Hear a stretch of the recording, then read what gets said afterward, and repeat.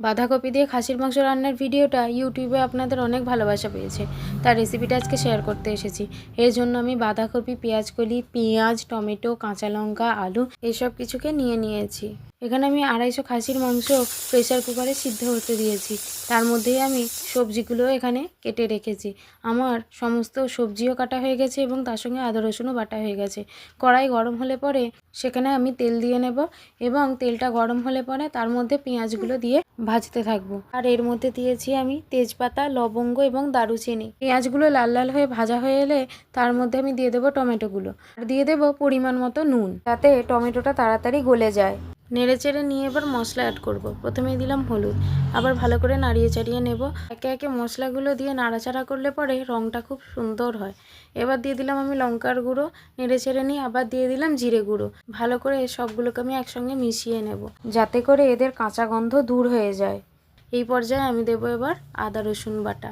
আদা রসুন বাটা দিয়ে আমি পানি দিয়ে আস্তে আস্তে কষাতে থাকবো। আর এটাকে আমি ততক্ষণই কষাবো যতক্ষণ না আদা রসুনের কাঁচা গন্ধটা দূর হয়ে যায়। কাঁচা গন্ধ দূর হয়ে যাওয়ার পর আমি এখানে দিয়ে দেবো এবার সিদ্ধ করে রাখা মাংসটাকে এবার আমি মশলার সঙ্গে ভালো করে নেড়ে চেড়ে নেব। এই পর্যায়ে বলে রাখা ভালো যে মাংসটা আপনারা সিদ্ধ করেছেন তার থেকে যে পানিটা বেরিয়েছে সেটাকে আপনারা ছেঁকে রেখে দিতে পারেন। মাংস কষানোর সময় আপনারা সেই পানিটাই ব্যবহার করতে পারেন। এবার আমি কেটে ধুয়ে রাখা আলুগুলো দিলাম। আলুগুলোকে আমি মাংসের সঙ্গে ভালো করে নাড়াচাড়া করে নিয়ে এবার দিয়ে দেবো বাঁধাকপিগুলো। এমনি বাঁধাকপি দিয়ে অনেক পানি বের হয়, তারপরে আবার নুন আছে, আরও পানি বের হচ্ছে, তাই আমি এটাকে ঢাকা দিয়ে কষবো। বাঁধাকপিরও একটা কাঁচা গন্ধ থাকে, যতক্ষণ না সেই কাঁচা গন্ধটা দূর হয় ততক্ষণ আমি ভালো করে নাড়াচাড়া করব।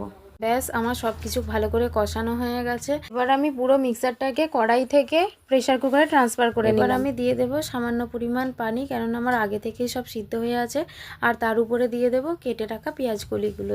এবার আমি ঢাকনাটা এঁটে দেবো, খুব বেশি না, 2টো সিটি মেরে নিলাম। ব্যাস, আমার এখানে তরকারি হয়ে গেছে। এবার এর উপর আমি দিয়ে দেব কেটে রাখা ধনেপাতা। বাঁধাকপি দিয়ে খাসির মাংস রেডি।